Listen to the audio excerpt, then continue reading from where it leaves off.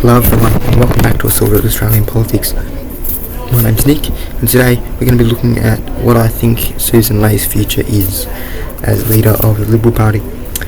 Now, I don't think that there are many, if any, Liberal supporters out there who don't agree that the 2025 election was an absolute shellacking. I mean, this is ludicrous. 94 seats for Labor.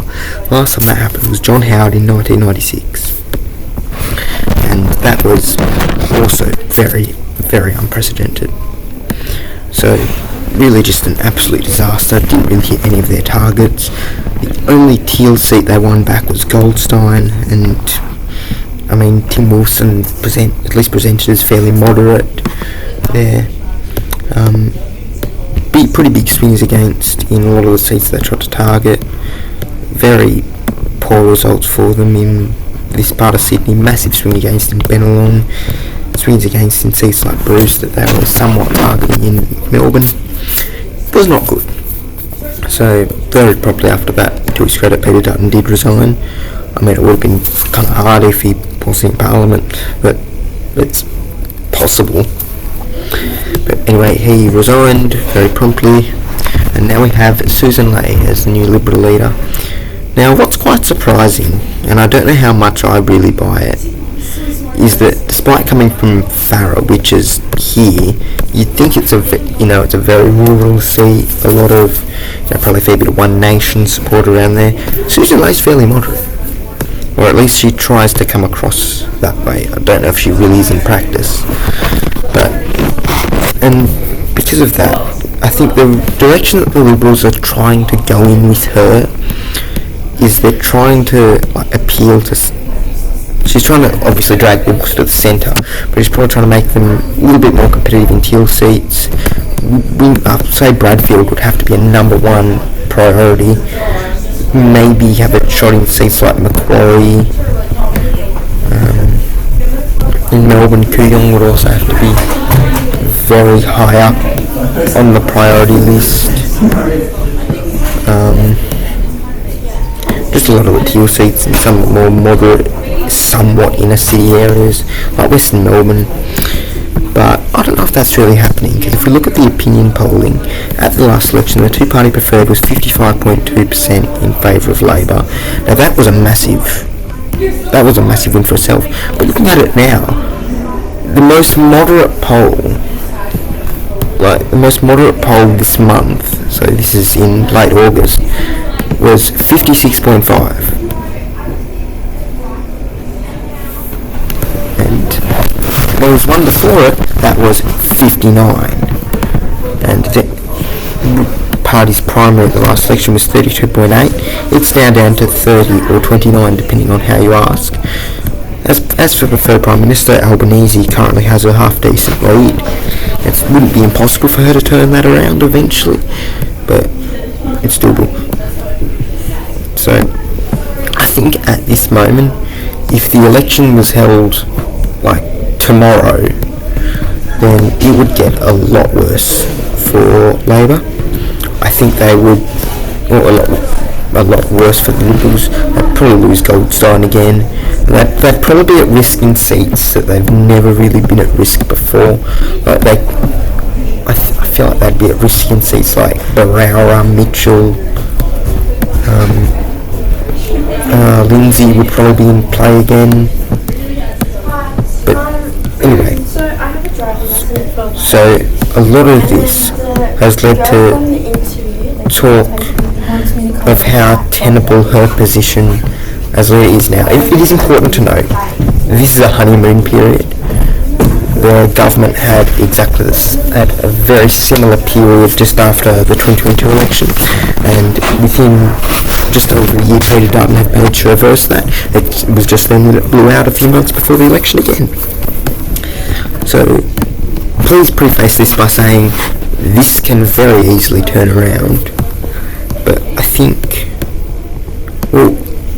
it has to be mentioned how narrowly Sussan Ley won the leadership in the first place. If we go to it was 29 to 25, and then I'm pretty sure that one of the people that voted was Gazelle Captarian, who was presumed by that stage to have won Bradfield, but didn't. There was also Linda Reynolds, who isn't a senator anymore, and Holly Hughes. So that's already 3 gone. So that gets it down to 26-25. And if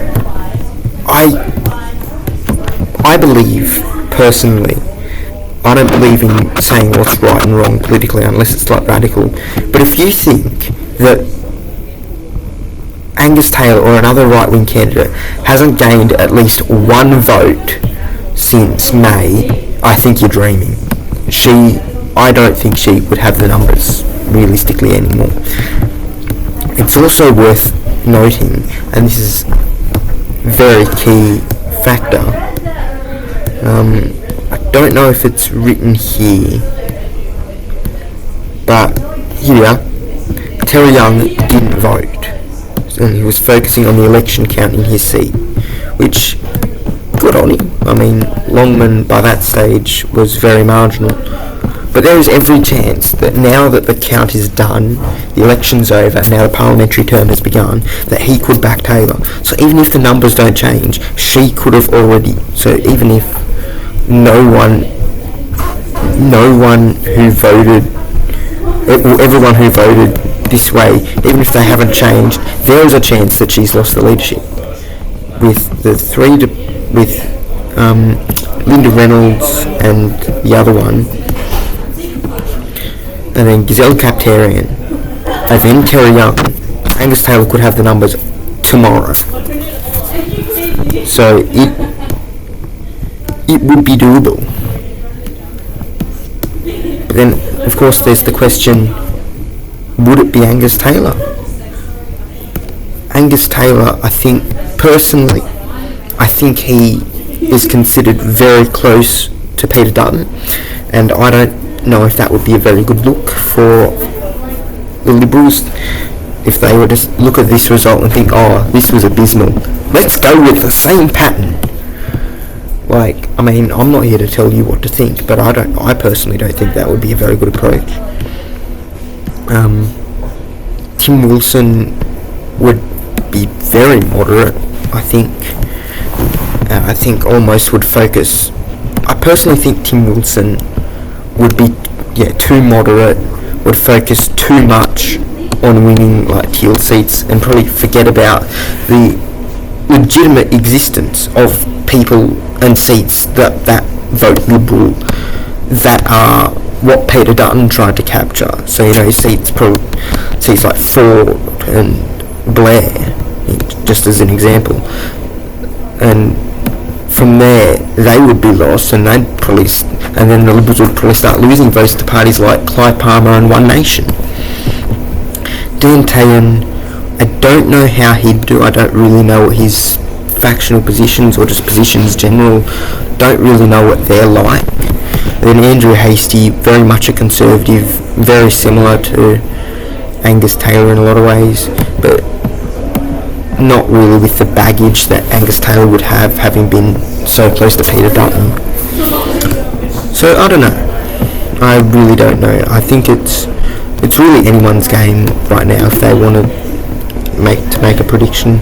I don't think I'm going to make a firm prediction. I will say that even though these numbers are not good at all for Sussan Ley, I don't think she will be rolled yet.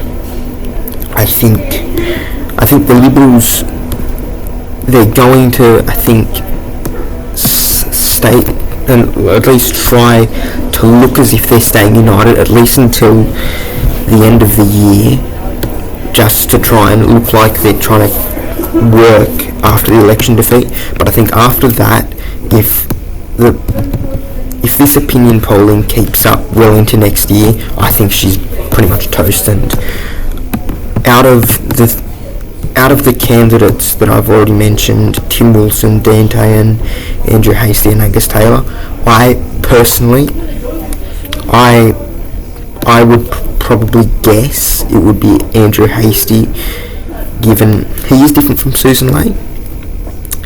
as previously mentioned, I don't really know what Dan Tayan's positions are, and I don't know if the rest of the electorate realistically would.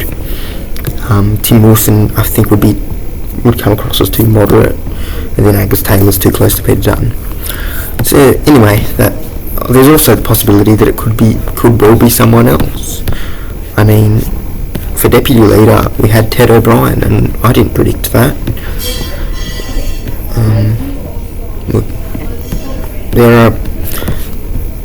well, it's not good. There are still, actually no, it wouldn't be 43, because if we're counting Queensland and the Nationals, but there are still a sizable number of Liberals that could theoretically challenge and make their voices heard. So those are just my thoughts. If you have similar thoughts or completely different thoughts, I'd love to hear them. Please let me know. Anyway, thank you for watching, and I'll see you soon.